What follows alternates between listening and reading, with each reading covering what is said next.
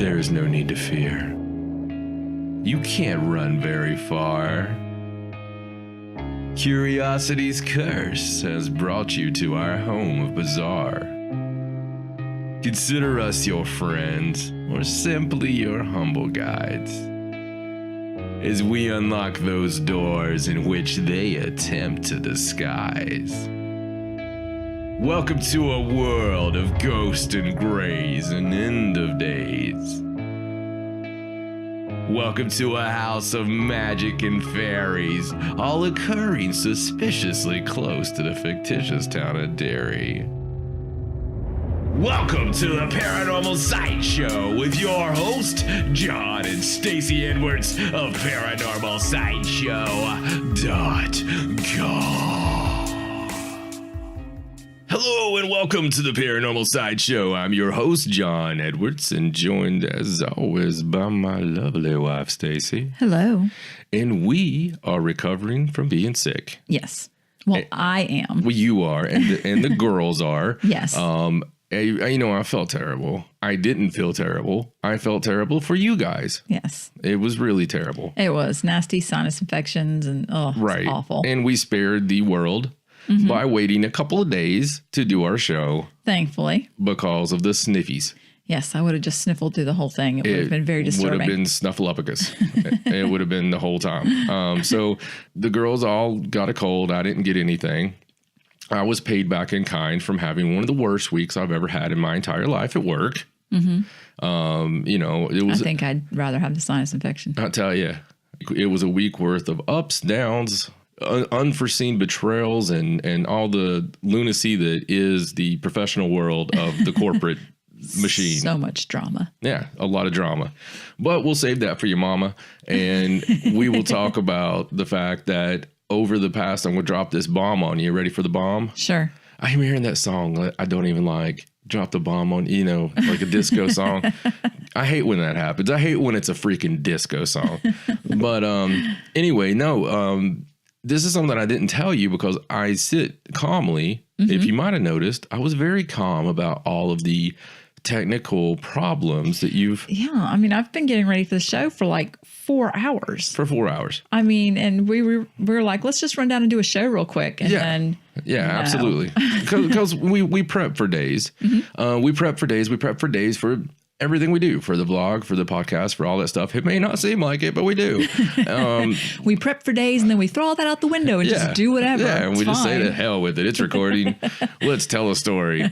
But no, we were prepped. And, so I was sitting over on the couch and watching Stacey, which Stacey is the nicest person on the planet. She is, it's like if you can imagine... you know how they show sometimes where a newscaster doesn't realize, like it happened to the guy from MSNBC recently. He didn't realize he was on the air or somebody leaked the footage of between news segments. Right. And, it went from him being, and that is another story. And then it goes straight to, GD, blah, blah, blah, blah, blah. I'm going to run up there with a ball bat and break your knees, It's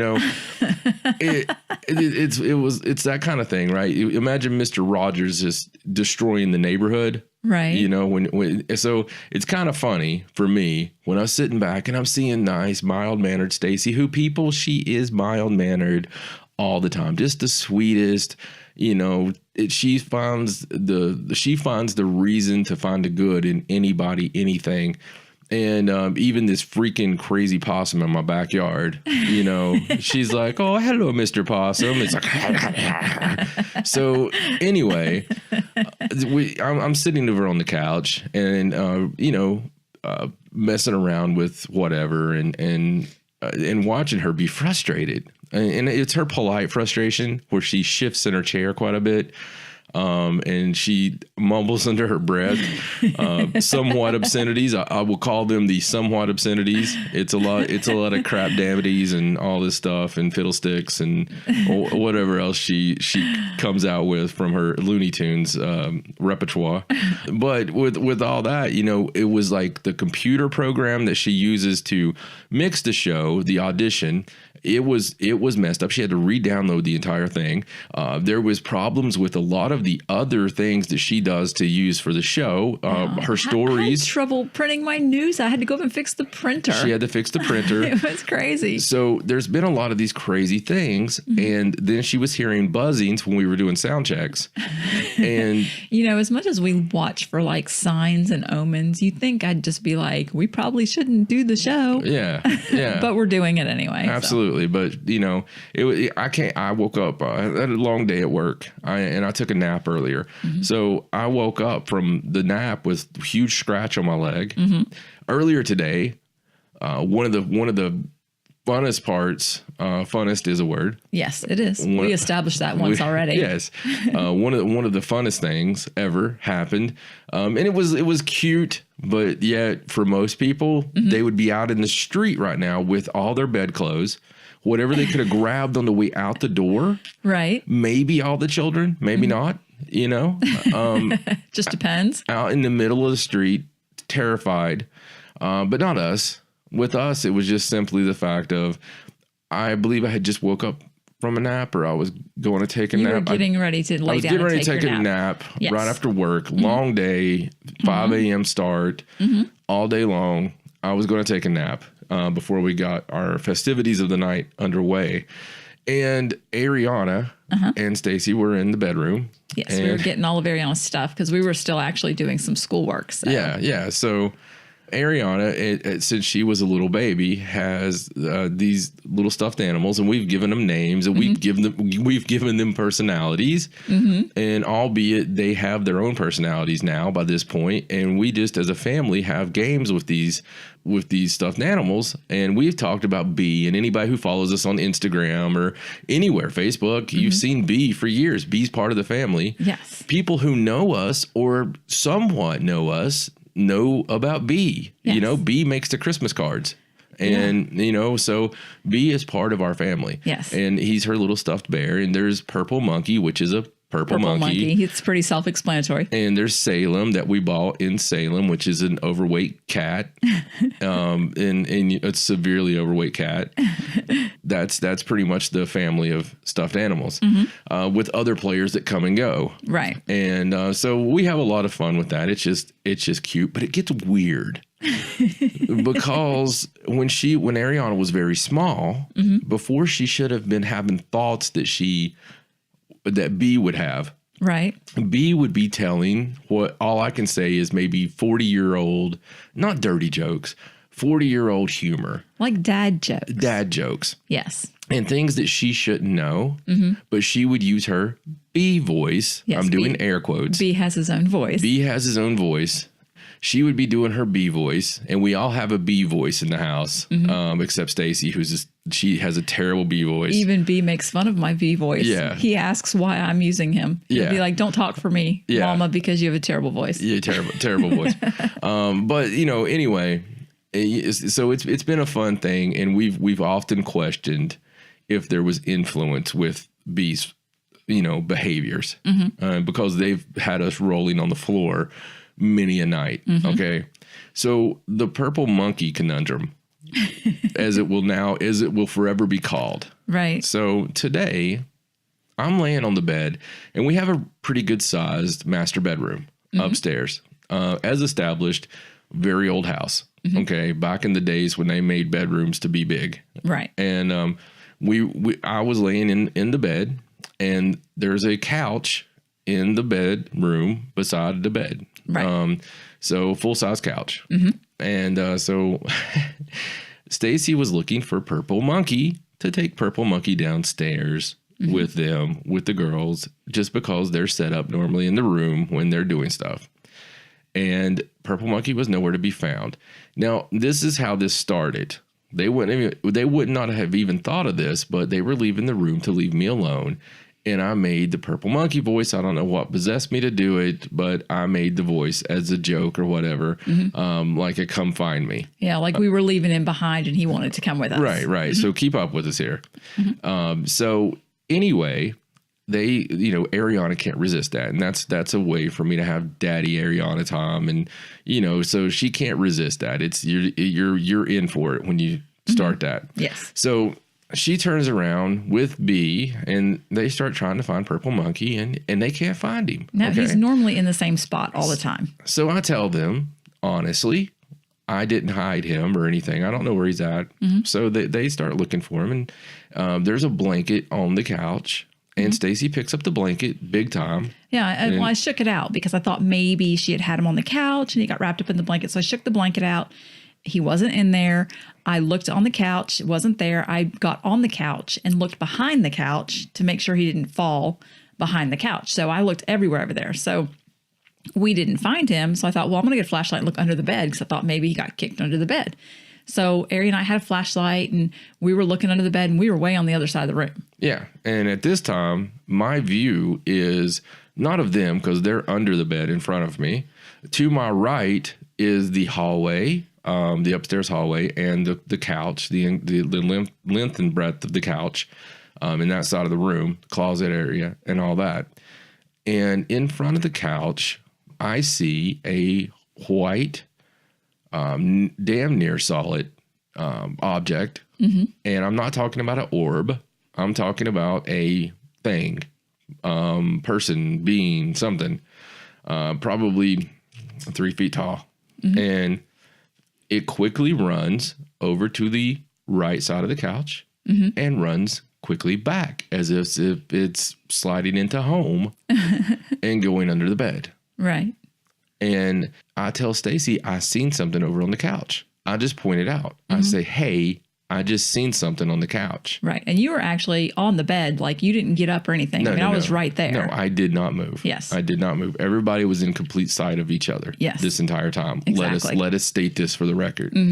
So Stacey looks over at the couch because she normally, if I see something, she normally checks it out. Or if I hear something, she normally listens for it. But she looks over there and lo and behold. Oh my God, that purple monkey is sitting right there on that couch. Just sitting there. Purple monkey sitting on the couch. So, and just so if you're having the visuals right now and you're riding along, listening to the podcast, Purple Monkey is one of those hanging monkeys, one of the cheap little, probably $3 hanging monkeys with the Velcro hands and the Velcro feet. The really long arms and legs. Right. Yeah, very funny looking. Yeah, very funny looking. And Purple Monkey is one of those. And the little bastard was sitting on the couch at this point. So mind blown, everybody, except Ariana, who has grown this way. She doesn't know this isn't the normal way. No, she actually just goes over and gets the monkey and was like, thanks. Yeah. And takes him. Because she's used to things, playing games with us and stealing things and putting them back. Now, folks, this is happening every week. Well, we've talked about this kind of thing with me where I misplace things all the time and I can't find them even though I know where I left it. And they enjoy doing it. And we'll just leave it at they.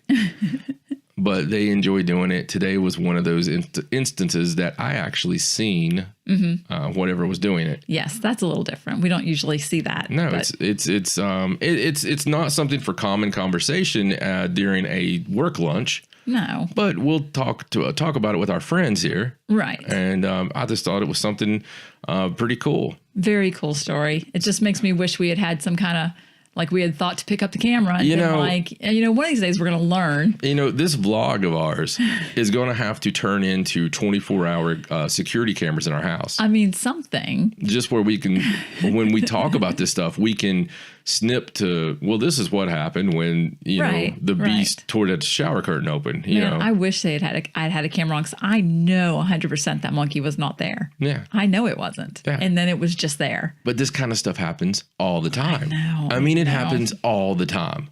Wouldn't it be cool if there was like a reality show of us or something and cameras around so it could catch this kind of stuff? Some of that stuff. That'd be crazy. What a novel idea that would be. Too bad someone's not developing one of those. That would, seriously, wouldn't that be cool? Huh. And you never know. You put muses out there in the universe. You never know what might happen. So anyway, we also, as if you watch our vlog, shameless plug. If you watch our vlog, if you're not watching our vlog, shame. We all know your name, and we will find you. Not really. We have our Till Death vlog. And, we've had a lot of fun doing that vlog, man. We've had so much fun doing that vlog. But once again, a little bit delayed on the vlog because of the sickness. Don't really want to put snot on camera. Snot and camera doesn't go very well. It wouldn't have been very interesting. They just would have seen me all wrapped up in the bed with tissues on my face. Yes. That's about it. It'd be the chicken soup vlog. But with that said, we have some groovy places we're going to hit this weekend, and some more legends we're going to go after. Oddly enough, some more dainty women in the middle of the road kind of legends. There's a lot of those. There really is. A lot of women in white wandering. You know what, buddy? I am not going to doubt it again. You are not ever going to find me go, oh, har, lady in the middle of the road. Not after 2 vlogs ago. No, I mean, I went to work the other day, and it was a really bad day. And it'll just live in infamy as the Judas Iscariot day. Right. So I was on my way to work, and I actually did a video. Did you? When I left the house for you. Oh, okay. Because I knew something was going to happen. Okay. And I did a video, which you can find on my camera, date stamped. And I said, there's something wrong with today, and something's going to happen. This fog is ridiculous. It was like 70 degrees, and it was very sunny, except for the fog. Right. So it looked like Sherlock Holmes. And I was videoing the fog and everything. And I was like, this is, and I was calling for Catherine, as to be funny for you. Right. But at the same time, I was just like, something's not right today. This is, I just wanted to document the fact that there is something not right today. And as it ended up, it was the worst day of my professional career at this particular company. Right. And not for anything to happen to me per se. Right. But just for some hard decisions I had to make that day. Yeah. And you could become emotionally invested with people. Absolutely. And me more so than most people. I'm not saying that I'm a better leader than said next guy. Right. But I care. You do get invested though. I care about my people. And and I'm not going to hide it. I don't try to be so mysterious about it, but I also don't like to, I like to separate work and this work. Right. But I'm a multi-unit manager for a large company, and I have many stores. So, and out of those, there's, a lot of employees, but I try to know each one of their names. I try to know, about their families. And I really care about my managers. And sometimes it just really hurts you. And that was one of those days. So I find it particularly odd that I had that feeling that morning, just very strange. And speaking of strange, oh my God. Isn't that all we talk about? Yeah, it is. It really is. But the end was nigh. It was. It was so nigh. It's not nigh. Well, it kind of still is nigh, supposedly. It's always a little nigh, It's nigh-ish. Nigh-ish. Is that a word? Yeah. The end is nigh-ish. Is that it? Maybe. So let's elaborate a little on the nigh-ish of the end. Okay. So the world did not end, just in case you guys are wondering. Yes. This is not a dream. The world did not end. This is not a construct as you lay burning on the ground. Right. This is real, we think, unless it's a matrix. But that's a whole different thing. Yeah, it's a whole different thing. And regardless of that, it's the world didn't end. It did not end. So we called it. Does that make us like the all-seeing eyes or? No. I just think it makes us not loonies. Yeah. I mean, think of how many times the world was supposed to have ended just in the last few years. It never felt. This one never really got traction for me.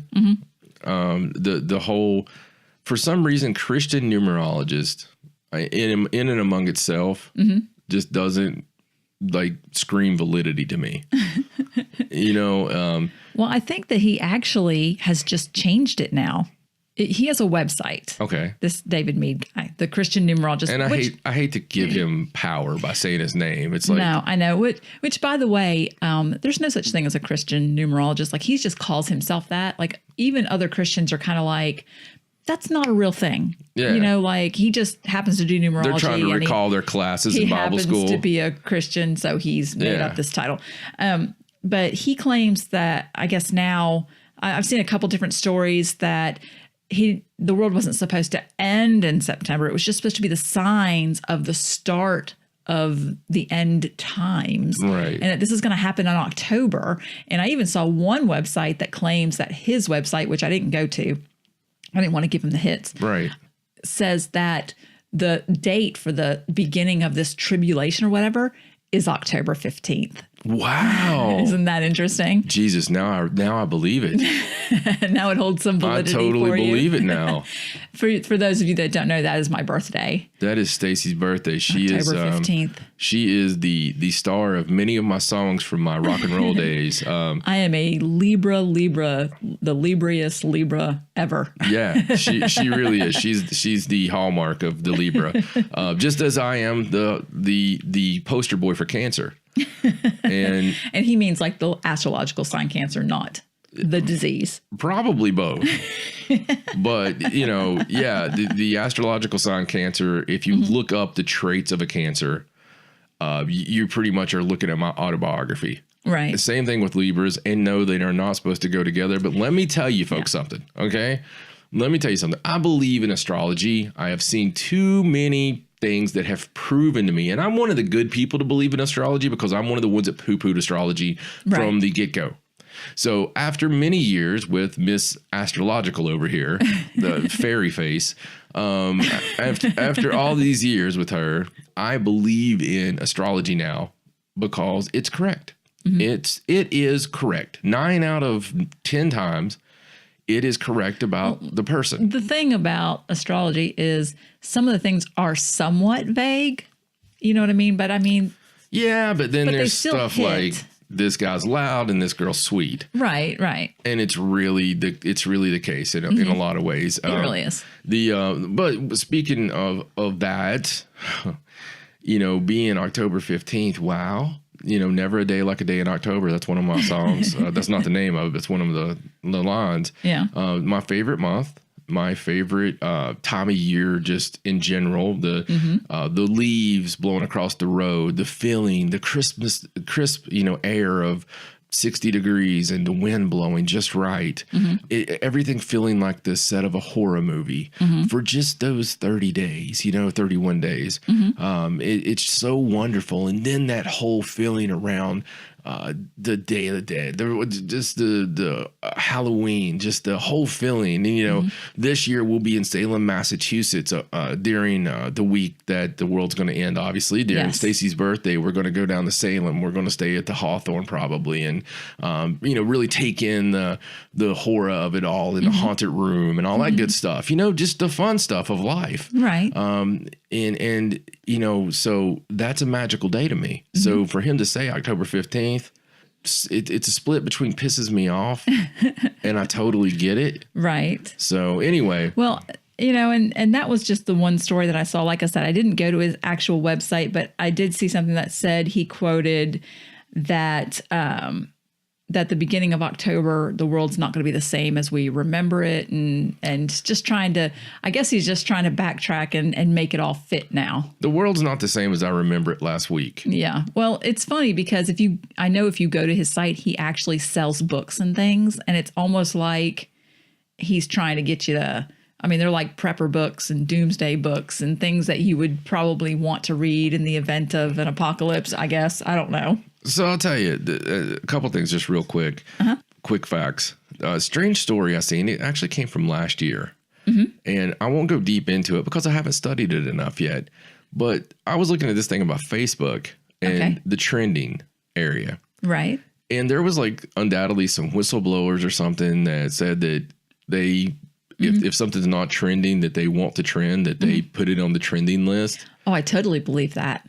That one got me because I'm one of those people that hit the search just to see what's trending. Right. And just go check out articles. I'm sure a lot of people do that. Yeah. And I never thought as much as I have been, in the center of not believing anything anyone says for 20 years. and looking and trying to figure it out for myself and gaining my own answer, looking at both sides of an argument, both sides of a political agenda, and really trying to understand my fellow man. No matter what their argument is, we both really attempt to listen to. And most of the times we're like, you know what, that person makes sense and that person has some points that make sense. Right. And there's sometimes when we're like, that person's an utter idiot.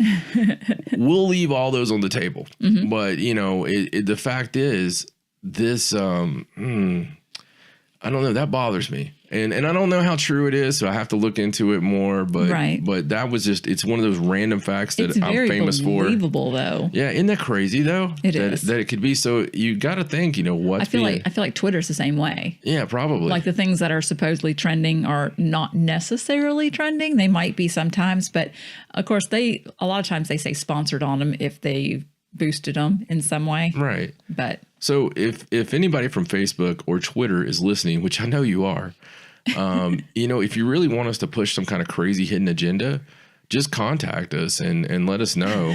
We'll talk about it. We'll be happy to do it. You can go ahead and chip us at the same time and just trend our show a little bit, I mean, just a couple of shows isn't going to hurt anybody. A little MK Ultra going on. Oh, wow. You never know. So speaking of conspiracies and all that good stuff, we get a lot of requests at the show, and we try to meet those requests as good as possible. Now, oddly enough, we got about a dozen requests in the last 2 weeks. Now, this is the whole, is there something more to the universe that plants things in people's heads? So the last couple of weeks, we've had a lot of requests for something particularly odd. We've had requests for our old show, not the Third Side show, no, which is the penultimate show to this one, but the Haunted South show. Yes. The show that we started 7 years ago. Our very first podcast. Yes. Our very first podcast. We were so green. We were very green. You were greener, but we were green.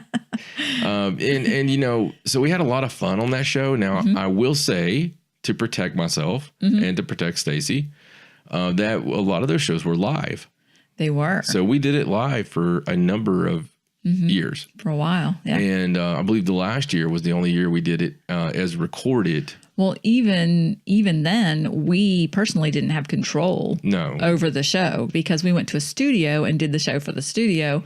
And both of the previous shows, we didn't have any control over the content or what ended up where or even the actual shows. And so recently, like you said, we've been getting all these requests for, you've mentioned Haunted South. Where can I listen to Haunted South? Now, it used to be on iTunes. Yeah. But for some reason, it's not on there anymore. And, we weren't the ones that put it there. Like, we didn't have control over that. So we tried to see what we could do about getting the show, getting it re-released or whatever. And we actually do have all the audio files now. Of the show. Right. So what we've decided to do, just as a fun thing for the YouTube subscribers, because we don't really want to put it back on iTunes just because of two things. The quality, you're looking at, years ago and whatnot, and the content matters. So if someone would happen to across it and listen to it, they would wonder why the hell it was 2012 or 2010 or whatever. So we are going to use it as part of our YouTube channel, and we're going to have Flashback Fridays. So on every Friday, we're going to upload a classic episode of the podcast. And we may do it in order, or we may just do it however we feel. So you never really know what's going to happen, but I haven't actually gone back and listened to any of those. Yeah, God help us. I know. So it's going to be interesting. It's going to be interesting, but we are going to try and get those, because we've had so many people request it. We are going to try and get those put up a little at a time, and hopefully you can enjoy those. Yeah, we'll do them on Flashback Fridays on our YouTube channel. You can at least listen to it on YouTube and have a little bit of fun from don't judge us too hard. But we had a lot of fun. We had a lot of really good guests back then. That was sort of the concept of the show, and we always wanted to do the news and exactly what we do now. So the idea hit me back in 2009 to do this show, and there wasn't a whole lot of people in the game of the podcast, especially a lot of people doing the iTunes. And we had the app. We had a freaking app in 2010. So it was a little bit ahead of the curve on all that, you know. Right. But good stuff, and we'll put it up there to have some fun with you guys because we love all of you so much that you know we try to meet everything we can to do with you all. And I said you all. I haven't said you all in a while. Wow. A little Tennessee coming back. No, that's weird. Hey, let me tell you one of the funny comments we had. Okay. That it was about the accent. Oh, yeah. So on the last episode, we had some weird audio difficulties when we uploaded it. So we had to upload it twice. The first time we uploaded it, Stacey has to upload it to, you know, iTunes, Google, all that stuff. And so after she uploads it to the server, she uploads it to YouTube separately. Mm-hmm. And so we had to redo the show, redo some of the audio. So people that listened to it initially heard a different version than what we uploaded like 6 hours later. Right. But for the short time it was on YouTube, somebody left a comment and it was so funny, but it was something to the extent of I don't know. It's not talking about what crazy accents we had and where on earth are we from. Yeah. And it was funny. Yeah. And just to answer your question, if you're listening now, it's a bastardized version of We've Lived All Over the Place. It really is. I mean, you've got the Yankee girl who moved to the South and will move to Virginia Beach, moved to the South after that into the Appalachia South, not just the South, the sister kissing Into South. the mountains. Right, the mountains. And, you know, it's too much trouble to come off this mountain and find a mate. Ellie Mae, will you have my hand in marriage? You know, that South. To go from there all the way up here to the land of moose and you know, warm beer.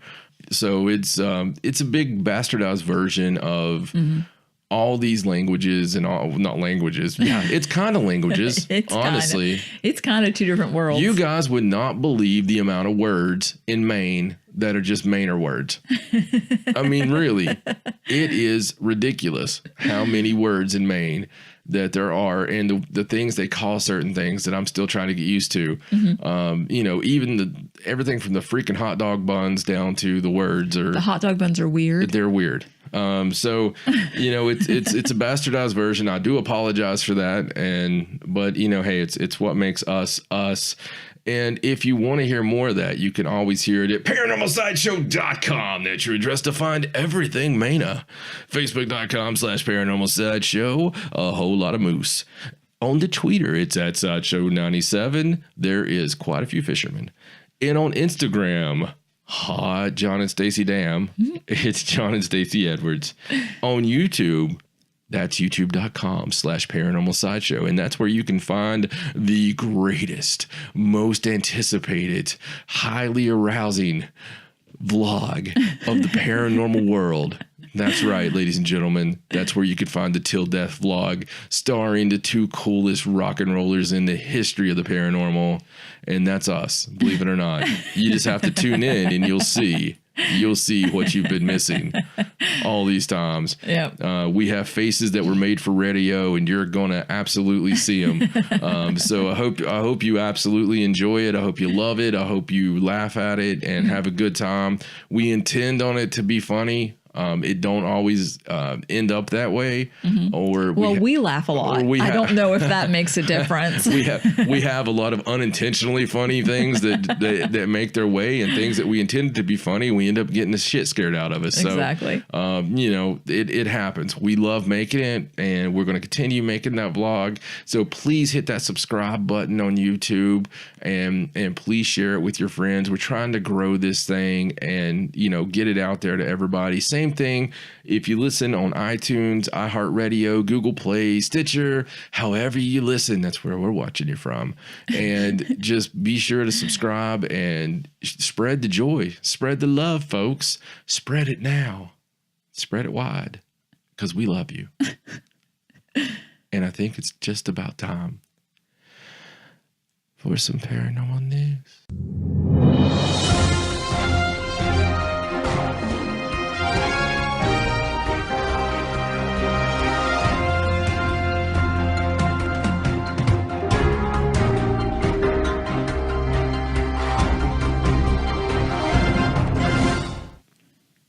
All right, so let's get into the news. Let's. Okay, so I'm going to start with this really funny story. Since we already talked about the David Meade thing, I grabbed this story that I thought was really funny, and you're going to get a kick out of this. So apparently, It's a bold statement. there's a man named David Meade that lives in England Right. that has been getting death threats Oh, no. because of the end of the world prediction. Oh, my And the God. reason is because he's like a performer. He's like a mentalist and a mind reader. And so when all this started, he said his website started getting tons of hits because his name's spelled exactly the same. And I guess he said, when people see, mentalist and mind reader, they think, oh, yeah, this guy would make an end of the world Right. prediction or whatever. But it turns out that some websites, some news sites incorrectly used his picture and linked to his Twitter and his website saying that he was the guy. It's both good and bad. Yeah, well, apparently it was bad because he got death threats and everything. It was so funny. And he actually had to put something up on his website. He had to get lawyers to have all the news places take down the stories. And he had to put something up on his website saying, I am not that guy. And he said that if for some reason the apocalypse did happen, that he was offering 1,000% refund on tickets for his next show. So I just thought that was really funny. I can't imagine having the same name as somebody in the field that you're doing something in. I know. Isn't that crazy? Wouldn't that be terrible? Yeah. Yes, John Edwards. Yes. But I thought that was really funny that the poor guy has been harassed now. You guys should see my Facebook messages. Here's John Edwards that's been in the paranormal for 20 years. And, by the way, that other guy doesn't, that's not his real name. Well, That's what always gets me mad. it's not Edwards. It's Edward. John Edward. Yeah, but that's not even his last name. I know. I think it's his middle name. I think it's his middle name. Yes. But it's funny because it doesn't even have the S on it, but people still confused. They're just like, are you that guy? And you're like, yes, I am. I mean, I just go ahead and read them for free. You may as well. I'm sure he gets those same people in some of his readings sometimes, wondering why he's not as accurate the second time. Or as handsome. There you go. Thank you. You're welcome. All right, so let's talk about this emergency alert in California. Okay, this was a weird one, guys. Yeah, the one that came across the TV in Southern California. Not everybody saw it, but some people saw an emergency alert. On the list of places you don't want to be to see one of those alerts. Right. California is right up there with probably North Korea. You know what I mean? Right. Because there's a good chance that alert could come at any time. Well, what happened was, like, one woman reported she was watching HGTV and on her cable service, and the emergency alert thing flashed, and it did the tone, and then all of a sudden it went on, and all of a sudden she heard a man's voice warning that in the last days extremely violent time will come, and it was kind of muffled and garbled, and it was very disturbing for her. And she wasn't the only one. Like, a bunch of people got this strange emergency alert, and nobody could figure out what happened. And so the cable companies, the news report just said that the cable companies were investigating. So there actually has been an update to that where they have an explanation. Of course they do. For what happened. And so what happened was there was a regularly scheduled test of the emergency alert system. They do that. They do. And it was for Orange County. And they have this piece of equipment that sends tones out to end the alert. Right. And so that equipment failed, and it didn't send the tone out to end the alert. So the alert continued. And as the alert continued, the regular program that was supposed to be on started, and you could hear the audio from that. And it just so happens that it was a show called Insight for Life, it's just a Christian show. It's Pastor Chuck Swindoll. Okay. And he's like the leader of this Texas-based church, right. Baptist church. And it just so happened that the sermon... A pastor whose last name is Swindle. Swindle. Like, it's not spelled like swindle, but yeah. It's just not the most opportune name for a preacher. Well, it turns out that his sermon was on the second book of Timothy, and it's all about the end times, and that was him talking during the emergency alert when he was saying the things about the end times. So when they spoke to somebody from that show, the Insight for Life show, he said that particular sermon had been taped months ago and that it had been scheduled to be played on that day for a long time, that it just happened to be coincidence that was 2 days before the end of the world, supposedly. Right. And so when the emergency alert didn't turn off, the programming came on, that's when people heard the weird radio broadcast or whatever. Okay, before we go to part 2 of this, let me just go ahead and say, Okay. There's a lot of things that happen in this world that would not be quite as weird if things just didn't add up the right way. Yes. And I believe that the other side may sometimes be able to influence how these things happen. Right. And the bus comes at this time.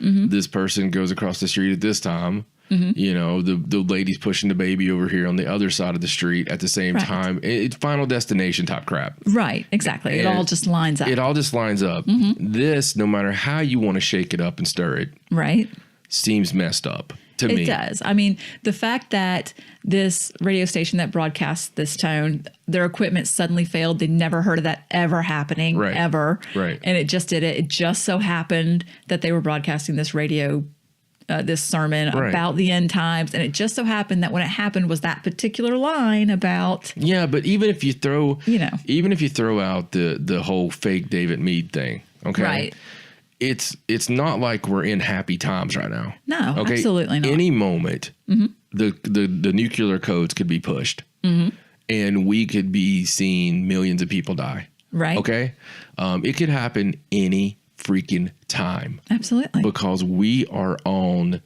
the 11th hour. We are on the doorstep of a disaster unless cooler heads prevail. Right. And we start learning how to get along again. People need reason to share our show. Reason to have people come over and talk to us. Well, people also need to just start thinking for themselves and not just listening to not listening to anything on TV. Yeah, because everybody has agendas. The only thing you can trust is podcast. Everybody has agendas. Not even all podcasts, probably. No. But everybody has agendas. They're all pushing their own agenda or somebody else's agenda, and you have to be careful what you're believing and not believing just because it's on TV news. I'll tell you one. Doesn't make it real. One easy way to know you can believe it is if at the first of the show, it's not saying sponsored by. Yeah, there you go. Okay. There you go. So I can assure you, we desperately wish we had a sponsor, but we also have desperately not ever looked for a sponsor, right, or accepted a sponsor, and have actually turned down a couple of things. So, just to be able to always say what the hell we want to say, but. This is one of those things that the synchronicity of it is just insanity. There's another part to this that we're not sure is fake, because we've seen it on a video and then we've seen it on a story as well about another part to that. But when we heard what that other part was, it just so happened to be my favorite thing that's ever happened on Coast to Coast AM. My favorite show right from the old days. So go ahead and tell about that other part. Well, there is I found like one story, and then there's this YouTube video that somebody put up where they were trying to say that there was a second emergency broadcast, which I can't find any record of at all. Right. But what the video is they've got that emergency alert, they've got the picture, and they've got the sound, and then they've put the voice in of that call that Art Bell took on Coast to Coast of the guy talking about Area 51 and how frantic he was. And so they put that in like it was what was coming through on the emergency alert. And he was at the part where he was saying that they aren't what they claim to be. Right. And that kind of thing. So if you guys it's really strange. If you guys have never heard that, okay, I don't care. It's kind of like the Patterson-Gimlin footage. I don't care if 30 years later someone comes out and says, it was a hoax or it was me, haha. After that long, I could care less. The very cool part about this is during that original Art Bell broadcast from Coast to Coast in the weirdest year ever, 1997, It's the year Stacey and I had our thing happen. It's the year that fate brought us together. It's the year that Paranormal kept us together forever. Some of the best music of all time, a couple of the best movies of all time, and just a hell of a year with all kinds of weirdness. So in 1997, during this broadcast of Coast to Coast, they take a caller, open airs. Yes, and they're talking about Area 51. Yeah, Open Lines is a part of the Coast to Coast show. And they take the call, and the guy's all frantic, and he's, he's like, I don't have much time, and Art Bell's trying to keep him on task, Right. And he starts talking about they're going to triangulate my position, and he starts talking about how they're interdimensional beings, and they're not what you think. They're into everything that we do. And, yeah, they've infiltrated the military. Right. They're not what they claim to be, and all things we believe, by the way. Right, and he apparently had worked at Area 51 and had just been released on some kind of medical thing. Right. And was literally running for his life. So this just happens to be the broadcast that and this is something that I play probably a couple times a year just for the fun of it. Just for the fun of it. If you listen to the show, you know how much I like those tense moments in the world. Not the bad ones, but just the ones where you're kind of like it brings everybody together, or you're kind of scared, or you find out there's something bigger than you. So I listen to that quite a bit. It's a good War of the Worlds kind of thing for me. I love War of the Worlds. I love everything that happened with that original radio broadcast. I also love the call. So regardless if the call was caca or whatever, it's right. Still talking about some very big time things. And this was when they were doing the transcript of what was overheard. It was actually my girls that looked at me, who's heard it so many times, going, "That's that call, word for word, the coast to coast thing," and my heart just filled with love, because I'm like, yes, that's the call. And we listened to it again. We'll put it up on the website, the original call, just for the fun of it, Oh yeah, so you can go listen to it. But the second story, so what you're saying probably is it's BS. Yeah, because what they've done is they've just tried to make it sound like this was an emergency alert, when really that is just the audio from that call. So anybody that didn't know what that was, because they didn't do the whole thing, they just took that one section out of it. But anybody that didn't know what that was, they would probably think that was real. But it's probably not. Yeah, so anybody who's not, in the paranormal probably wouldn't know that. But in the paranormal field and the ufology field, that's kind of holy grail stuff. Right. It is. Well, let's move on. Let's just mention this because on the last show, we talked about that really strong solar flare. Yes. Because we were talking about solar flares and the northern lights and stuff like that. And so we saw a story recently that just came out like a day or two ago. From NASA. Where NASA is talking about how their satellite captured a rare X-class solar flare. And the funny thing is we already talked about it. Like the guy that you watched, Suspicious Observers, came out and was like, this is an X-class solar flare. Look at it. And NASA wasn't saying anything about it. So NASA was at the time, and it was so funny because, yes, we did talk about this. And we actually put over their disaster app, which one of our listeners, apologize that I don't remember the name. I had it written down. I will get you next time. Ask on Twitter, about who that was, or what the name of the app was. And I told him the name of the app, because they wanted to get it and stuff. But the crazy thing about this is he was saying that, hey, they're not putting this over to the extent that it really should be put over, because it was a huge freaking solar flare. Right. And now NASA, a couple of weeks later, are saying, oh, by the way. Yeah, back on September 10th, we caught this, and it's an X-class. I mean. It's a planet killer. Why would it take them so long to. If that had been facing us, we would be, not having a show probably right now. Yeah, probably not. Trying to get the grid back up. So that's how big that solar flare was. Yes.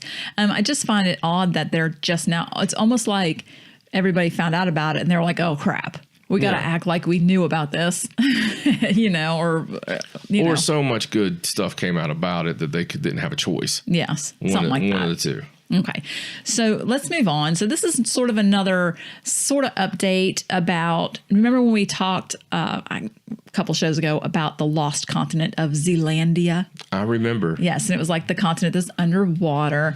I was just going to update. They actually have had some scientists out there for a couple months studying it and drilling and things like that. And so they've actually come back with life forms that are millions of years old. I bet those guys are look like grapes now. So I mean, I think they've been underwater the whole time. Pretty sure they have a boat. Okay, all right. Pretty sure. But it says that more than 8,000 specimens were studied and several hundred fossil species were identified. And they found out that the records of life date back millions of years.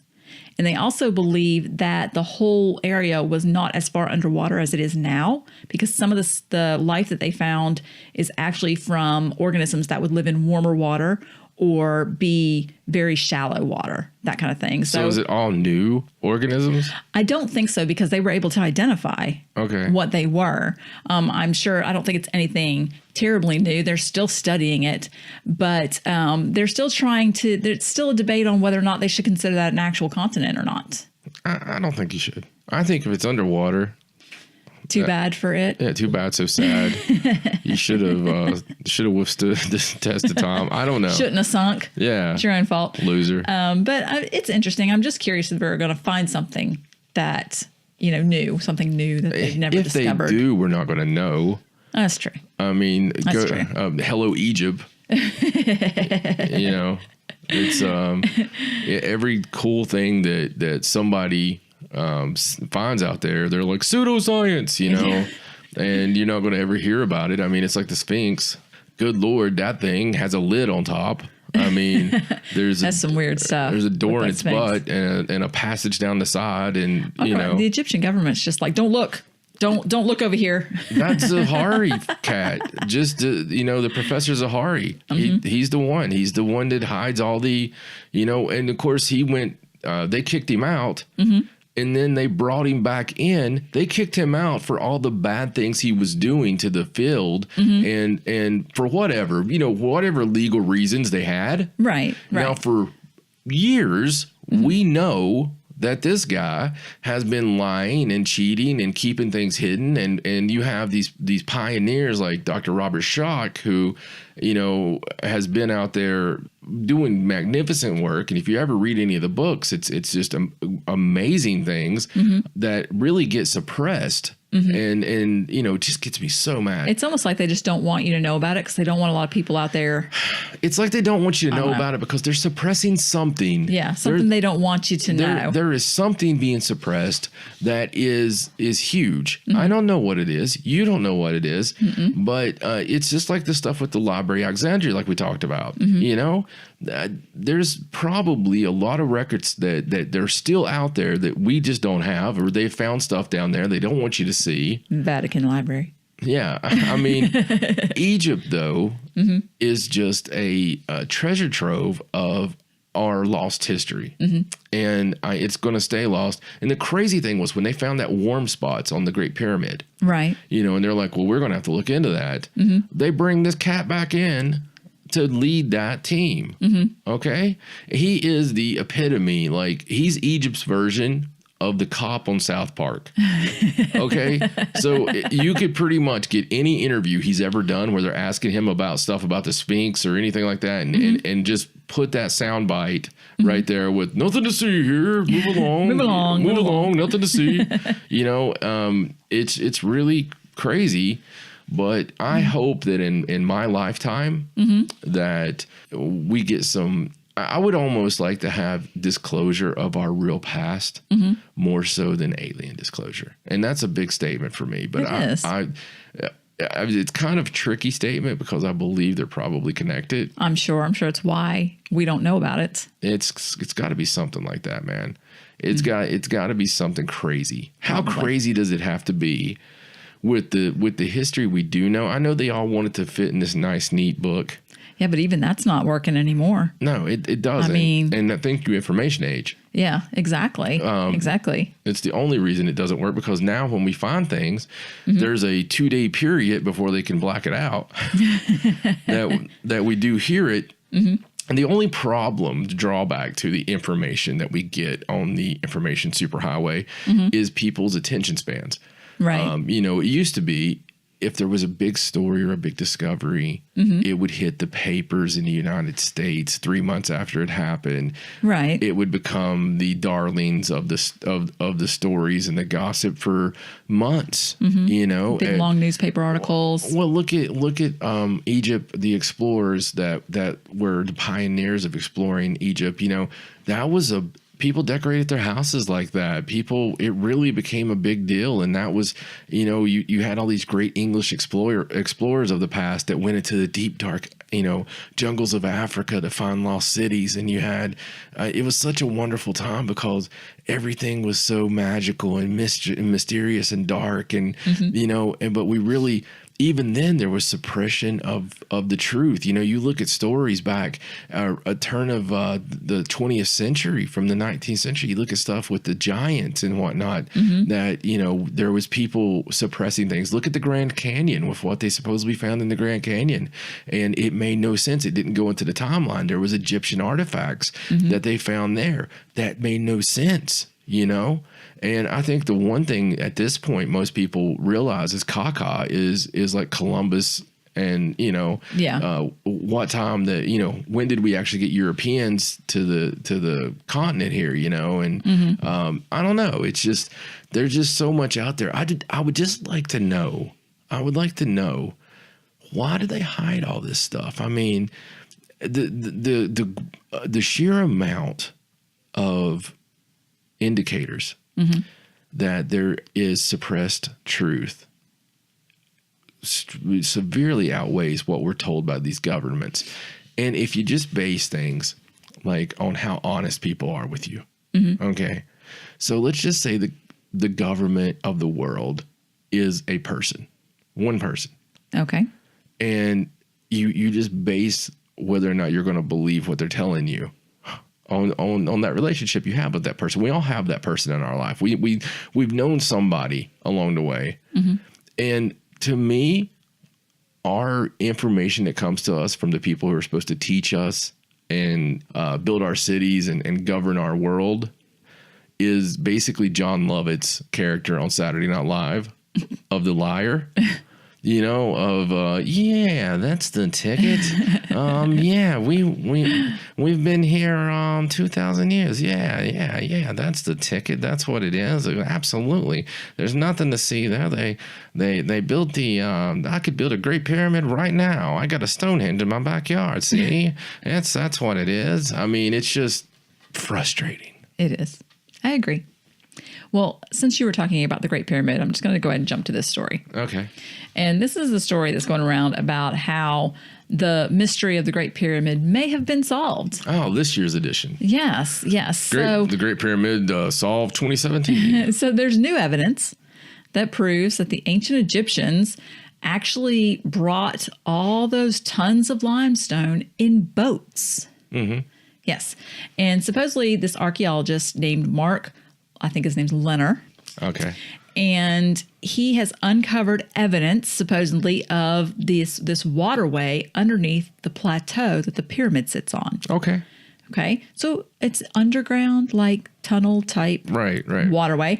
And supposedly there's this scroll, this ancient scroll that was found and decoded that talks about a ceremonial boat with a network of waterways where they put the blocks in the boat and ferried it through all these specially designed canals just yards away from the base of the Great Pyramid. Okay. And that's their new evidence. All right. So, and this wonderful piece of papyrus, when was that found?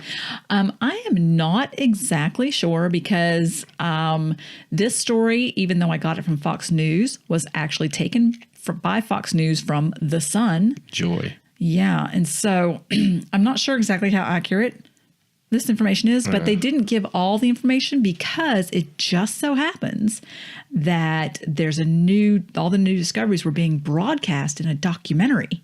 On Channel 4 named Egypt's Great Pyramid, The New Evidence. Wow. Yeah, so I don't guess they wanted to give away. So here's my question. Let's just say for fun that there is this papyrus. Right. And there are this network of canals, and they brought 170,000 tons of limestone by these boats, and 2.5 ton blocks were all ferried through here. all the way to the base of the Great Pyramid, just a few yards away. How did they get them out of the boats and onto the pyramid? Well, I'm sure that they had a working lever, Something. Something. They had a magical log that they could just flip that sucker on and roll it up there. Maybe the papyrus will be found that explains that, and Perhaps. or drawn up soon. I'm sure they have something figured out. I don't know. This will be the new thing until the next time they solve Stonehenge, and figure that one out again. I just thought it was really strange that Fox News actually used a story from the Sun, because the Sun's not really. It doesn't surprise me. Yeah, I mean, it's just. I mean, look at the fact checks they do for politics on any network. That's true. I mean, none of the networks. I shouldn't be surprised, should I?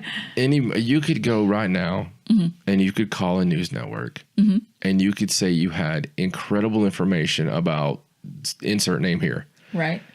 And as long as that network hated that person, depending on which network you called, you would have to choose which person they hated because because nobody's in the middle.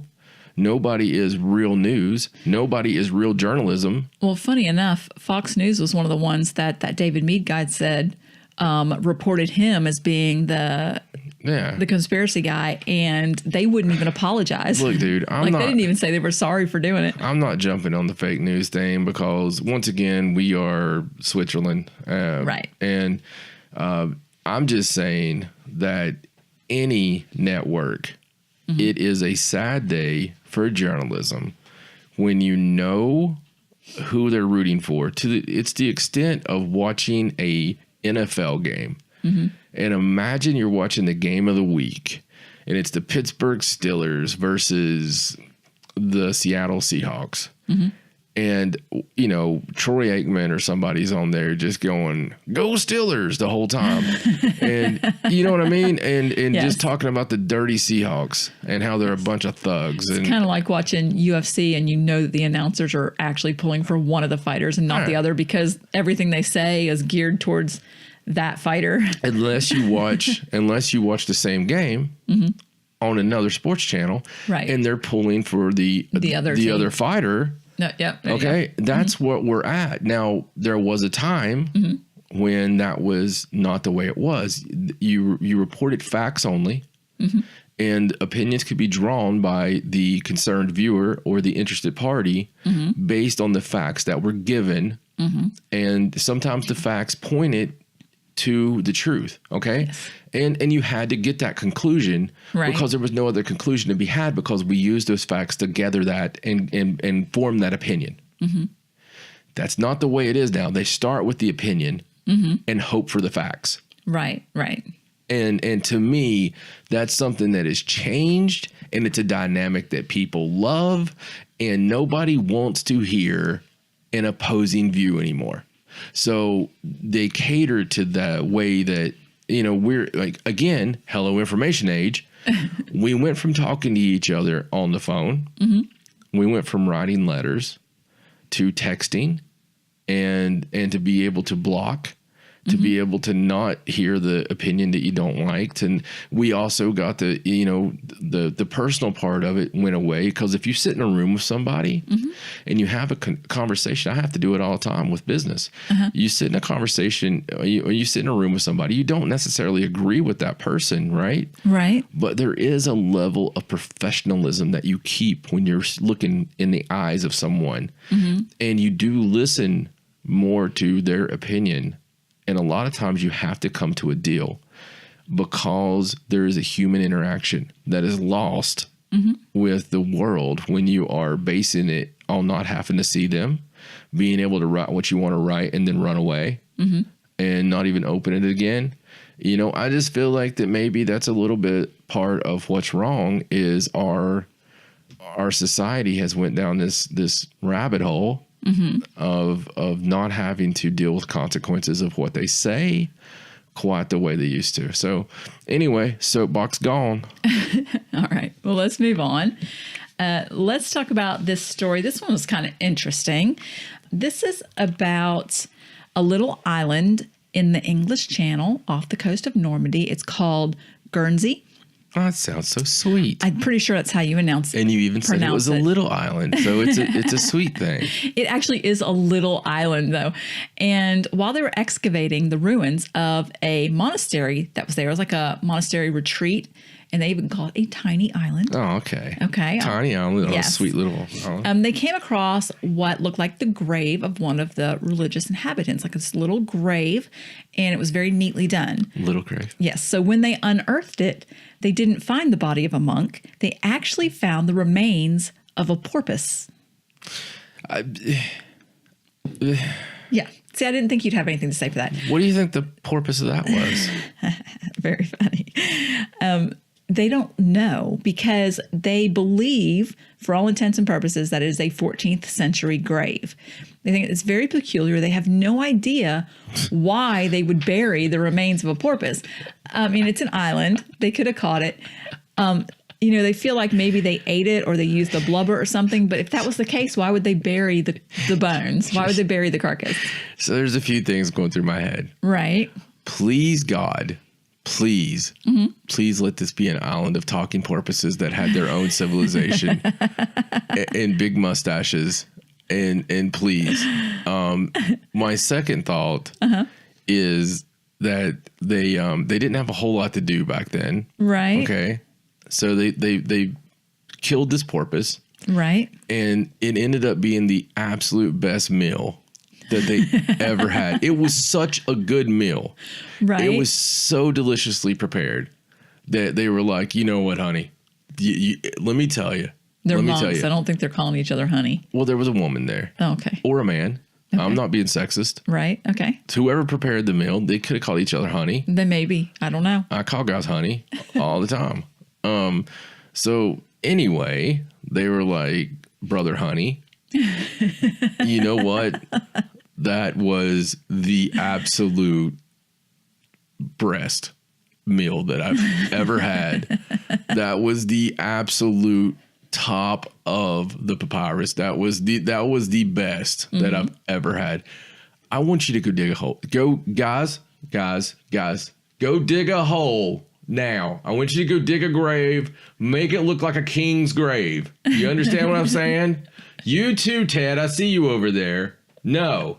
You're going to do it too, Ted. You're not getting out of this. All right. You ate it. You're going to dig the hole. We're going to bury this thing. And we are going to make sure that if somebody finds this in 1,000 years, they're going to know that was the best damn porpoise we ever ate. I don't know. It's really strange. They really have no idea. I mean, it's such a tiny island that space was kind of limited. I mean, there was buildings there. So why bury a porpoise? Why bury a porpoise? They're right there at the sea. They could have just thrown. So the third part of this, I'm going to go buy land. Right. Land's rather cheap in some of the parts of Maine because, again, I invite you to go look at a map and I want you to compare Maine to your state. Okay. And then I want you to compare the inhabited parts of Maine to the uninhabited parts of Maine and then compare the uninhabited parts of Maine to your state. And it's probably the size of your state. Right. So there's a lot of parts of Maine that's just Wild West, country, back country, whatever. Right. I want to go buy a plot of land. And I want to get some moose bones. Something. Just something. I don't care. I don't care if it's a freaking platypus. Whatever. I want to get something and make the most elaborate burial that you've ever seen. I mean, I don't care if this takes me 10 years. I want stones. I want just adorn it with jewels and jewels just for the crapping sake of it. Because just so somebody will find it and be like, what in the hell is this? Yeah, because the most common thing this could be, we always look back at history and we always think of them as serious, right? Right. We always think back at what great purpose could they have had? Why did they write this? I can't believe, this had to be the devil's hand. He drew a giant penis, Go through some of my notebooks from high school. It's not always like that. We are not different than we were 1,000 years ago. Right. I'm sorry. Human is human. And there could have been a bunch of monks sitting around completely bored, going, do you know what would be really funny? What if we buried that son of a bitch? Let's just bury it and just think about when we're all gone. And they're like excavating this place. And they're excavating this place. They're going to find the bones of Henry. Maybe it was the porpoise. Maybe it was like a pet. Yeah. Like, I mean, porpoises are pretty friendly. Maybe it visited them at the sea all the time, and then it died, and they were like, "Oh." I really hope it was magical. The big thing for me is I hope it talked, because a talking porpoise that told them news from the mainland is just, that's going to be news from the mainland. You won't believe what they're doing over there. You don't even want to go, guys. I'm telling you. Just stay on the island. You don't even want to go. So what about you guys? What have you been up to? Because that's his voice. Of course. That's totally his voice. I mean, if you were in saltwater all the time, that'd be your voice. That's totally the voice. All right. We've really got off on a tangent here. It's okay. It's okay. These next few stories it's just going to go downhill from here anyway. Well, let me hear what you got, Toots. All right. So I got a couple stories here about weird things falling from the sky. Awesome. Love those stories. So the first one is in Mexico City. Hope it wasn't a porpoise. Not Mexico City, in a Mexican city. It was a light rain, but also included little fish. Oh. Little fish rained from the sky. Little sweet fish. Scaring the crap out of everyone. Exactly. So this is not an unheard of phenomenon. Unfortunately. Yes, it does happen. I think they say it's some kind of like tornado type thing that sucks the fish up out of the ocean, and then it rains and the fish come down. Poor fish. Yeah. I mean, I can't imagine they know what's going on. It's horrible. But that did happen. It's always very strange. And there was photos and stuff posted on Facebook of all the little fishies laying on the ground. I kind of want to be caught in a fish downpour. As long as it's something like fish and not like frogs or snakes or something, spiders. Ooh. So do you want to hear something crazy? Sure. So I was talking to some Manas today, right. some old time Manas, and they were discussing something odd that had been happening this year that they had never seen happen before. What's that? It's gonna get you. Okay. They were talking about how they have had to clean their doors off because of the astounding amount of spiders. Oh. And they've never seen it like this before. But there was tons of spiders on their door. That's weird. So this week we had to clean our door. Yes. We live in a nice neighborhood. It's not like Spiderville. Right. Well, what happened was we don't use our front door as much as our back door because our back door goes out to the driveway. Right. So we happened to be out the front door for some reason, and there was like a bunch of spiders around the door, like 6 or 7. Right. I mean, more than normal. And John was like, look at that. He's like, you're going to have to clean this off, spray it or whatever. And I was like, well, I have some spider spray, so I'll come out here tomorrow and just spray it down. She had to do it because I'm utterly terrified of spiders. Well, you were at work anyway. So I go outside and I've got that spray that's, you just hold the trigger down and it shoots out really far. And I started spraying around the door, and you would not believe the number of spiders that came out from the edge of the siding and around the door. And they just like, as soon as I started spraying that stuff, they were just like, whoosh, and out of there. And I was like, holy crap. Like, it's the cops, guys. There were so many. There was little tiny ones. There's this one big fat one. I sprayed it extra. And there was like all these, and they just went everywhere. And poor fat guy.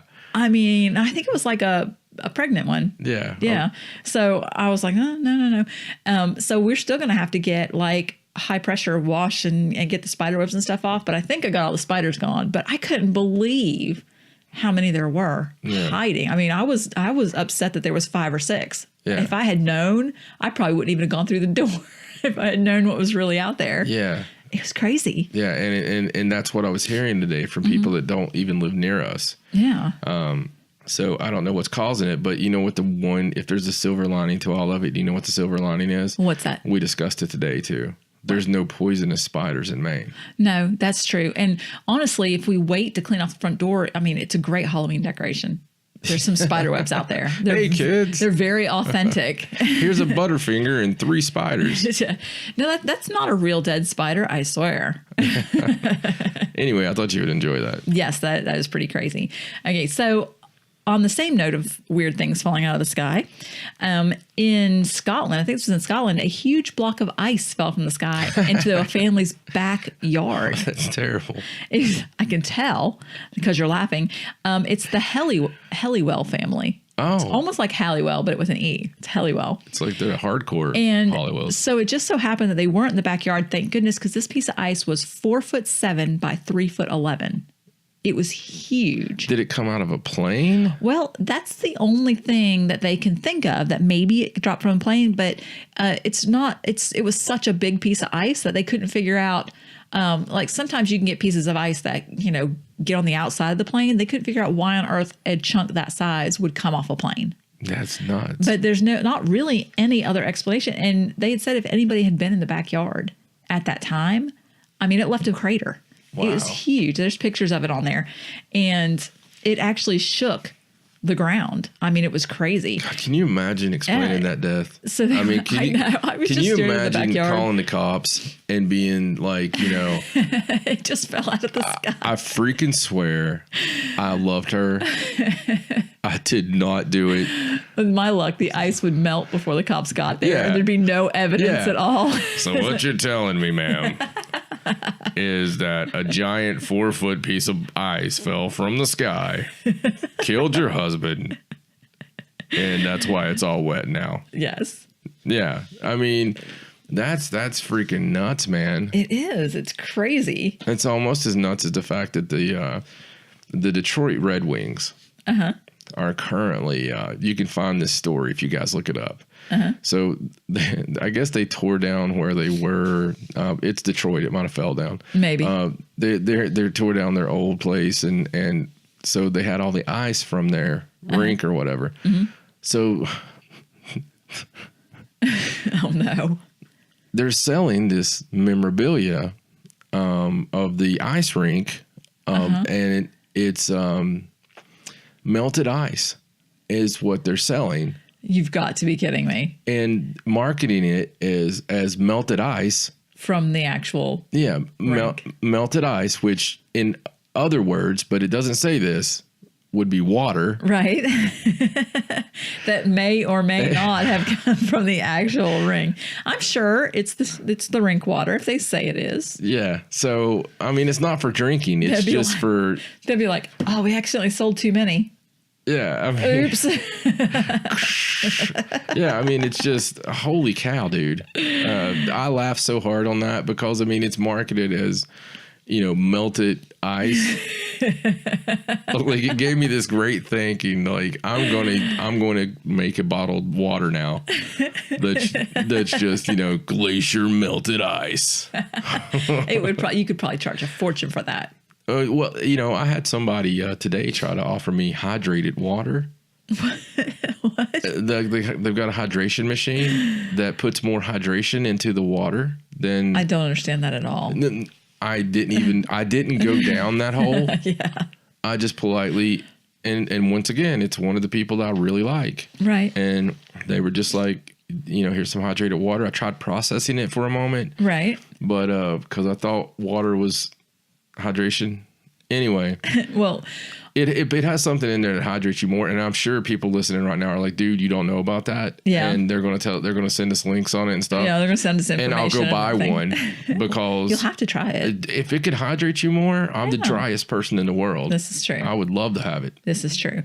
Well, on the same note of strange things for sale, have you actually heard about Gwyneth Paltrow's new little website of her stuff she sells? I do know that. They were trying to compare this to some of the stuff off InfoWars, that website that the Alex Jones guy does. Well, she actually has a website called Goop, and she does sell a lot of natural remedies, holistic things, stuff like that. So there's this article in a magazine, and some of the stuff that she sells is really strange. Different things like she promotes different things like vaginal steaming and health cleanses that advise you to vaginal steaming looks like something I'll look up at 2 a.m. Health cleanses where you just drink goat's milk for 8 days and leech facials, just very strange stuff. So she has this new product that's called Psychic Vampire Repellents. Wow. Yes. I actually know a lot of people that'll buy that one. I know. if you go on the website and look at it, it's actually, the way it's described is a sprayable elixir we can all get behind. Alan Marston's on the phone right this second. It says this protective mist uses a combination of gem healing and deeply aromatic therapeutic oils reported to banish bad vibes and shield you from the people who may be causing them. And it says fans spray generously around their heads to safeguard their auras. It's only $30. I have a good idea. What's that? I can save you from a psychic vampire by telling you not to go to Gwyneth Paltrow's website. I honestly thought it was going to cost more than $30. It's like 3.5 ounces. And I thought it would be more than $30. But when I looked up the cost, I think it was only like $30. But still, that's a lot for like a spray that supposedly protects you from psychic vampires. Not going to hate. No. You know, it's like our rule. We don't have many rules here at Fight Club, but our one rule is not to hate. So it's I haven't tried them. No, well, now I will totally say that I do believe people can be psychic vampires. Absolutely. They can absolutely suck your energy. They can absolutely make you feel worse than you feel. Known a lot of them. And I do believe that you can use essential oils and aromatherapy to protect yourself. So everything that she says, I believe. I just thought it was funny the way that they presented it as a psychic vampire repellent. Yeah, like it's just the marketing on it's very funny. Yeah, there's a lot of crazy things going on in the world right now. Well, she actually has. It's like a great time for marketing crazy remedies. She's considered a health guru, kind of, and I haven't really explored her website too much, but I might go check it out. I'll tell you one of the reasons I kind of like that. I miss snake oil, man. Do you? I do. Like you would be such a good snake oil salesman. Yeah. Oh my God. You would have those guys buying your remedy for whatever. If I could get it, I would love to have an old wagon that was the snake oil wagon with the artwork, that traditional artwork that's on the sides. Yes. Because it falls into my love for sideshows. Like a peddler wagon. Exactly. I love it with the shelves and all the different jars and the elixirs and, you know, the man elixir and all this. Can you imagine the hardcore drugs they had? I'll tell you, when you were out of town recently for work, the girls and I were watching musicals because that's what we do when you're out of town. And I had Raja watch Oklahoma because it's one of my favorites. She had never seen it. And there's a peddler in that. And he has one of those wagons. And every time he opens it, there's like all these little drawers and all these little things. And I just love it. Yeah, so that's one of my favorite things ever is the snake oil guys. I love that stuff. I always think about, because in the old West, man, I mean, you didn't have anything that was illegal yet. So it was like, oh, take a couple drops of morphine and, you know. Yeah, just be careful with this because it could kill you. But go ahead, it's fine. My favorite stuff is the stuff for the babies that were crying. You know, even me, like as a child, like this will knock them out for a few hours. It'll be fine. Hearing the horror stories from my parents, whatever the hell they gave me, it's like, yeah, he was pretty good. We just gave him a little bit of this in with his stuff. He was out for hours, you know. It helped him sleep. It was fine. My grandmother told me about it. Yeah, I drank something one time when I was sick, and it made me not want to get sick again. My grandmother Edwards. Made something called groundhog grease. I don't even want to know what that is. And it sounds terrible. It sounds like you squeeze a groundhog real hard. It really does. But it had nothing to do with groundhogs. And well, no, I'm sure not. But I'm sure it had something to do with whiskey and nastiness and castor oil. I will tell you this much. There was a lot of ingredients. I'm sure. And it came out of a mason jar. Of course it did. That's where all the best remedies come from. And I'm not sure what was in it. All I know is that you either got better or you wished yourself better. You willed yourself to health so you didn't have to take it again. It was the worst thing. And these mountain remedies, man. I mean, you didn't want a sore throat because they were like gargle salt water. You know? I used to have to do that. I hated that. God, they made me do it. And then they stand there at the bathroom door. And watch you until you're done gargling the whole cup of salt water. It's like scalding hot water so the salt will melt, but then there's so much salt in it that it's thick, and you're just like, I just choked on it. Honestly, some of the crap that we did as kids would get people arrested now. And I mean, they did it out of love. Like, don't get me wrong. Right. We both, have not bad families. It's just crazy families. But Well, it's those old Southern remedies that, you were passed down through the families. Right. And you know what? They work. They A lot of the times. They do. Funny how life expectancies went up quite a bit, since that time. But groundhog grease. If anybody knows what's in groundhog grease, give me a holler. All right. So let me just go through these last couple little stories I have here. This one is about a rapper, B.O.B. I don't know what that stands for. I don't follow rap. Right. But he has started a GoFundMe. Not that there's anything wrong with it. He has started a GoFundMe to raise funds to check if the earth is flat, because he believes that it is. And he's calling it Show Me the Curve. And he wants to raise money to send something, satellites, balloons, something up to see that the world is not flat. I have a cause called Show Me the Curves. But So here's the funny thing. So this particular article claims that he has this GoFundMe started to raise $200,000. Mm-hmm. So I went to his GoFundMe page, and he's actually trying to raise $1 million. Wow. Is what's on the GoFundMe page. And it's going to need a lot more $1 million to find a flat earth. The first donation was $1,000. It says anonymous, but some news site reported that was him. Popped that into his own money. And it was funny because when I was on there was a couple of donations on there, and there was a few $5 donations, and some of them were like, yeah, go do it, whatever. But then there was a few that was like, here's $5 because I pity you. And there's like, here's $5 to prove that you're wrong, and things like that. So it's pretty funny. But it's only been a few days. He's raised about $3,000. So who knows if he's going to ever find out.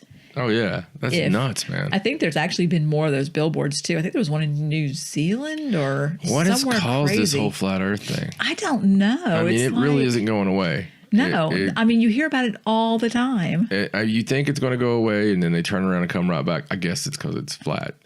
Maybe. I think this is funny because I think he actually thinks that NASA employs people to stand around the edge of the earth so people don't fall. I couldn't even get that all out without laughing. I'm sorry. I just pictured NASA like dudes on the edge of the earth. I know you're listening. If that is true and you have that job, please give me that job. I won't say anything. Right. I want to be the guy that's standing there. So I can, not let people fall off the side. Please. Right. I'll even jump off the corner eventually. Well, anyway. So I hope he raises his money and he actually uses it to send satellites. All right. Well, I'm going to do something a little bit crazy. Okay. I've got a story. Oh, okay. I've got to pop this on you here. Okay. I personally think this could have been the top story, but I didn't want to press my luck. Okay. There's something strange happened on September 22nd. Well, a big over that period, over the past week. Right. Okay. And, like you have Reddit, you have 4chan, you have all these places where people go and they share everything from dogs sleeping with camels to paranormal stuff. Yes, I do actually look at Reddit quite a bit. Yeah. So, I mean, there's just whatever, right? No real way to police that. I mean, but where is there? True. Wikipedia is owned by people. So, it's that kind of thing. But there was something interesting that happened on 4chan. Okay.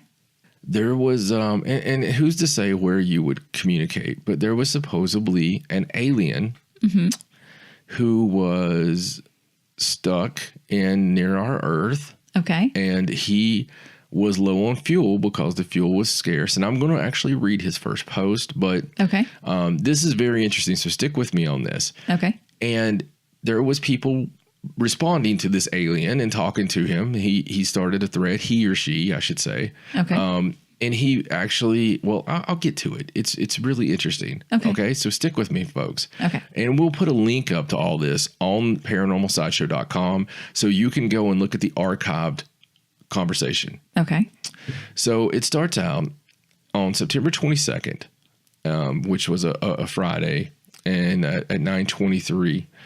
And it's the name of it is Mausium Stuck Okay. 0422. Okay. All right. So part of this is weird to me because it's almost like if there was an emergency that hey, we can monitor this from this planet. Mm-hmm. Here's where to go that not everybody's going to see, but possibly we can help you and in case something would happen. I don't know. I know that's nuts, but so it says, hello, I'm Mausium from Varn, Homestar, from the planet of Varn, I suppose. I have spacecraft that travel across galaxy in just few hours, but requires special fuel that's scarce. I ran out fuel in front your planet and no longer travel at such great speed. Now I only span length your planet, number 0422, which is what he calls Earth. We're 0422. Yeah, we're I gotcha. We're 0422. Okay. In a few minutes, which not fast enough to reach Homestar. I stuck here for a year until team finds I. And that was interesting to me too, because if somebody's faking this, right? Right. I would be the me, and maybe not knowing the language well enough to know. Or using a translator or something. Right, exactly. Right. I stuck here for a year until team finds I. For a time, I will prove I Mausium or Misium. I'll go with Mausium by posting photos of planet 0422. Tell me coordinate, and I fly over coordinate and post photo. And it says translated English by Liba. Okay. Okay. And someone being funny, there's people ask, certain things. Nice font, laugh my butt off or whatever. And someone said, not no egg. They're like, do you like eggs? He's like, not no egg, explain egg, no show off family craft. So it goes through all this stuff. And he shows a picture. I fly show all 0422. There's a picture on here of Earth from his craft that people have since done Google searches to reverse image search. Okay. And these images do not exist anywhere on the internet. Okay. So very odd. I do have a theory that if it is indeed fake, all of these have, they're not really granulated, but there's like a cross on all the pictures. Right. Like is it a cross like he's taking it out of a window? Well, yeah, it's coming out of his craft. So anyway, he's posting these photos. Well, here's the crazy thing. He goes and he starts, he ignores all the crazy sex posts and everything people are asking because people are morons. Yes. People start giving him coordinates. But he says some other stuff here. He says, star line, nothing happened. Life keep go. My home, Kuko, is not peace. Lot war. Kukonin left Kuko. Kukonin find new home. I journey. Liba not person. Liba program. I get 0422 internet. Learn read. Liba help. Find 4chan. Learn 4chan. Post 4chan. Translated by Liba. And so basically this alien has been stuck here for a long time and I guess just got so bored that he learned to read and use 4chan. Yeah. And he's trying to explain stuff that people are doing. The crazy thing is, so somebody in Australia gives him coordinates. Right. And he takes pictures and sends pictures. People are giving the coordinates, and none of these pictures, like I said, translate back to any kind of Google search. And then someone said, look, I want to see you. And they give the coordinates. They go outside, and there's a freaking triangle craft over top of them.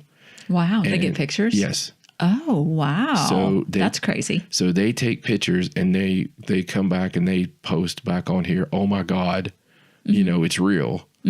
And they've got these pictures. Now, this could be, as I read on Reddit, this gigantic LARP. Right. But nonetheless, the sheer magnitude to post photos, space photos, okay, of the Earth, of these coordinates and have this alien photo over top, and none of it have reverse Google search images. It's very strange. And then his people came and he was gone. So it's not ongoing anymore. Not ongoing. It happened. He explained as well as he could, and he's gone. And but he posted photos, and he posted all this stuff. Now they could come out tomorrow and say this is fake. This is not what we determine. Right. What we determine is here's crazy news. This is cool stuff. And this one, my friends, is freaking awesome. Well, even if it is just a LARP, how creative is that? Very. I mean, that's cool. And just the fact that they got now, is the picture of the alien craft, is it a pretty good picture? I mean, is it believable? Yeah, absolutely. Wow. Absolutely. Well, I mean, it's nighttime, so it's a triangle. Yeah. I mean, that's what I would have done. If I had given coordinates, I would have been like, outside with my camera trying to get a shot. Right. So here is, that's a picture he posted of Earth. Wow. That's weird. Yeah. So that is weird. And yeah, I'll definitely have to throw up a link for all that so people can go and look at the pictures and just decide for themselves what they think. Yeah, all the pictures are on there and everything's on there still. That's awesome. I just thought it was really cool. You always find the coolest stories. And Museum, if you're out there listening somewhere, be sure to subscribe and tell all your friends. We can be interplanetary podcast. Oh, we already are. We already are. Just the fact that, all the ones at Edwards Air Force Base and all that stuff will listen to us, all the aliens that are working in the yard there. There you go. All the government and stuff. Oh, yeah. Okay, well, we are just about done. That's just about all our news. I just did want to mention these two little quick clown stories because it's getting to be, I know, it's getting to be that time of the year. It's getting close to Halloween. We just went and saw it. If you watch our last vlog, you'll find out what we thought of that. And so I grabbed these two just funny stories because they are a little different than our normal. Our normal, it's not just creepy clowns in the woods trying to scare you. But there's this place in Texas, this donut shop. Right. And it's called Hertz Donuts. I swear to you, that's the name of the donut shop. Well, the donut shop in Texas sounds like a Doors song or something. There's this donut shop in Texas. A couple of days, they had a clown make donut deliveries for them in a van, like this creepy clown. And they had pictures of him on Facebook, and he was doing this creepy laugh, and he would deliver.